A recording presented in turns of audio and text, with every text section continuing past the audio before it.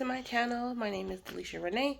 If you're new here, welcome. Here we talk about motherhood, recipes, and just life in general. And life has been lifing for sure. And if you aren't new, welcome back.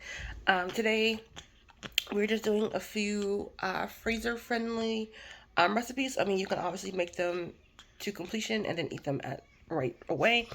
And then but these were just some freezer meals that I had put in the freezer to prepare for life with a newborn here.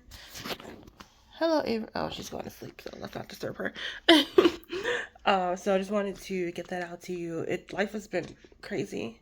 Well, yeah, just or chaotic is more of the way I would describe it, but of trying to deal with a toddler and a newborn day to day, and so I just haven't been able to sit down and like record videos, or I will record stuff and then not be able to like edit them unless I want to be up at 3 a.m., which I do not. I mean, sometimes I'm up at that time anyway, but it's just because I'm feeding her and trying to get her back to sleep, and then I too want to go back to sleep. So don't really want to be up editing videos and doing voiceover and stuff like that. So right now it's later than I would have wanted to put a video out, but thank you if you've been sticking with me for this long.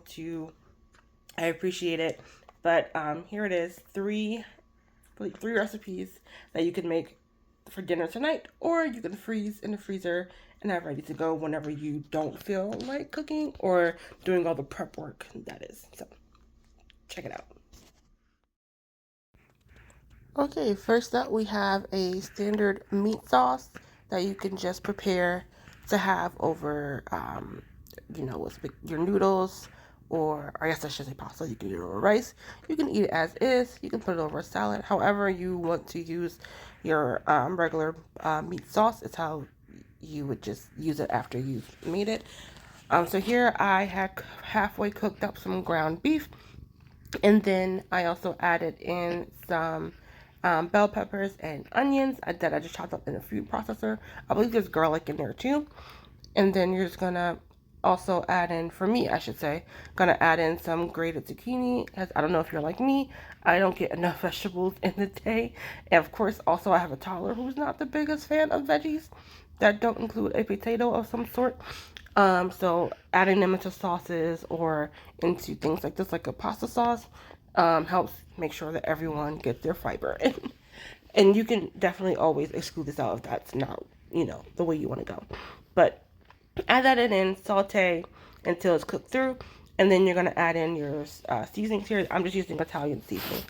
And then also adding in a jar of pasta, or not pasta, marinara sauce.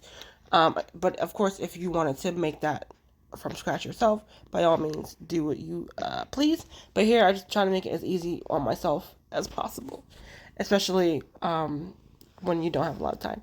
So we're gonna mix all that through, and then you're going to put this in the obviously, sorry, in the Instant Pot. Put it on the pressure cook setting for about 20 minutes, and then just go on about your day, or as I will be doing, going on to making other and prepping other meals for our freezer. But I like this as a set it and forget it type of deal rather than babysitting a pot. Trying to go back and make sure it's not burning or anything. This, I can set it, forget it, and know it's going to be ready in about 20 minutes. Okay, so while that's going on in the Instant Pot, let's move on to this ravioli uh, pasta bake. I don't know what to call this actually, but start off with a layer of either pasta sauce, marinara sauce, whatever you like, and then put in a layer of ravioli. I didn't know that these raviolis were going to be so small, based off the picture that I saw when I did an online order, but it is what it is. We work with what we got. And then, like I said, first layer of sauce, ravioli, and then I'm going to use some mozzarella here. Not mozzarella. This is cottage cheese. If you don't want to use cottage cheese, you could use ricotta, but I'm just using this for a little bit of extra protein. Here, we're going to spread this out, but I'm just putting it in dollops. I did try to blend this up a little bit, but I probably could have blended it more. But again, it is what it is. And then we're just going to spread that so it kind of hits everything.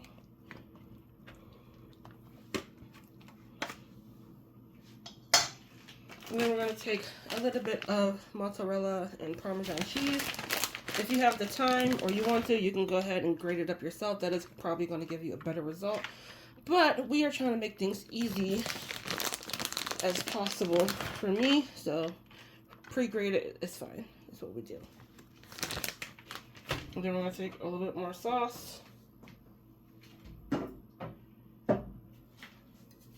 just going to do a little bit on this part. And spread that out because I'm trying to use up all the ravioli so I don't have to put that back in the freezer.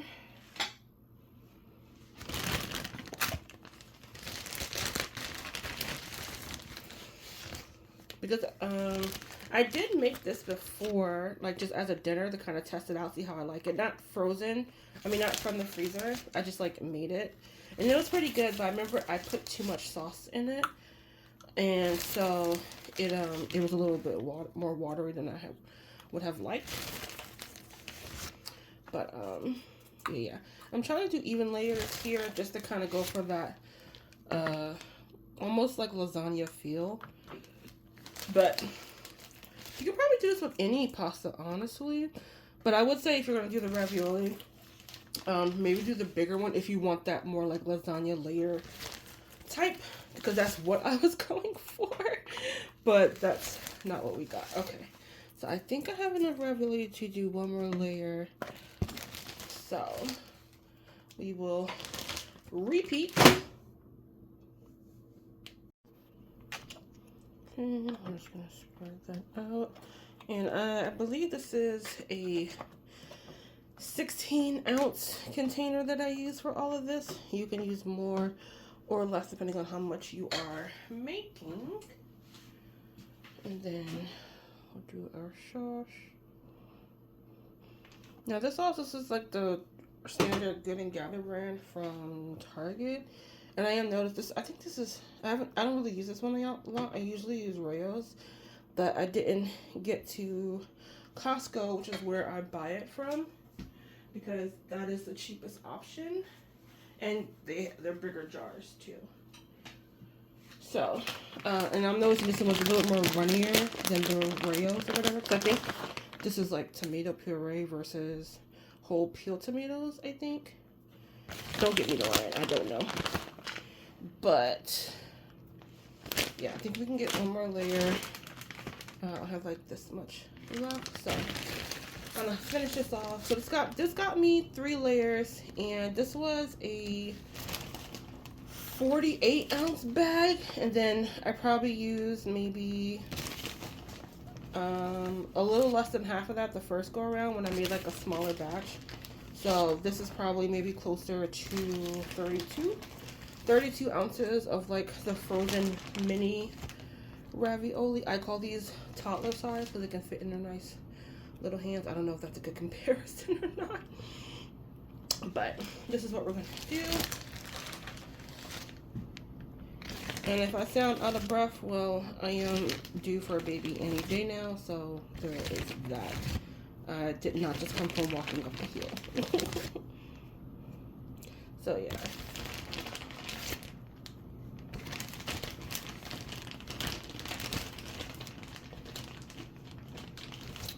Okay. And then here we're just gonna sauce this up.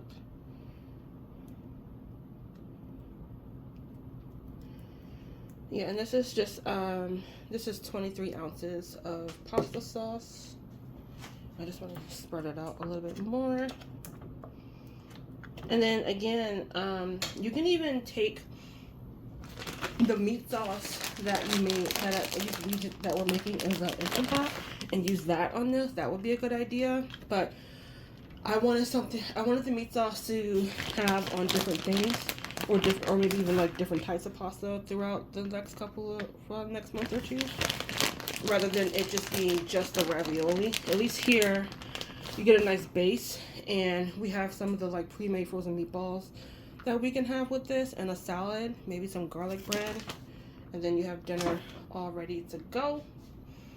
But yeah, that's it for that. You just gonna, I think I'm gonna put a little bit of plastic wrap on top just so I can tighten up any air pockets, and then place it with aluminum foil before it goes in the freezer.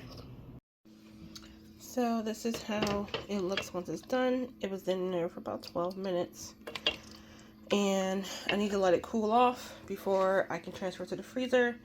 So that's pretty much it for the pasta sauce. And again, like I said, you can use this with pasta. You can even serve this over rice, over some baked potatoes, or just eat it as you wish with that. It's just a base for other recipes that we can put together in quick fashion. But now I want to move on to getting some of these the chicken dump and go I want to put together, so I can do that while this is cooling off. Okay, so for here we're doing a salsa chicken freezer meal. This is one I can just dump and go in the crock pot when we want it. So I have about 2 pounds of chicken. In the bag I already have a can of black beans. So we're just going to get our chicken in here. And then once it's in the crock pot and cooked, we'll just go ahead and shred it up. And then that can be a base for a couple of different meals. And then I'm going to take some taco seasoning. You can make your own, buy it, whatever you prefer. And just dump that all up in there. If I can remember, I'll try to link these little like Ziploc or freezer storage bag holders. I got these off Amazon. And I think some of the new Ziploc line, the brand, not the Ziploc line, you can actually, they actually do come with, it'll hold up on its own, but it's probably going to be more expensive. So if you do a lot of these type of deals where you need to use your freezer bag, I think these are probably going to be more cost effective to you. So we got the taco seasoning in there.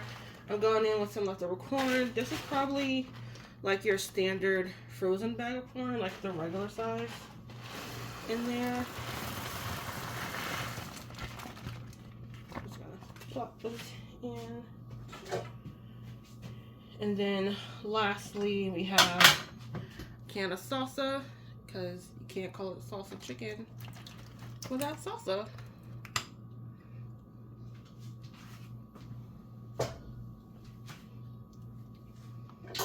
And then just gonna plop this out of here. And try to get as much air as I can out.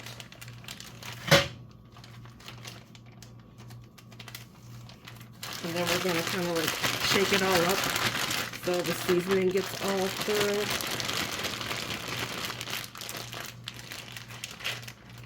And then also, I should have did this before just to write the name here.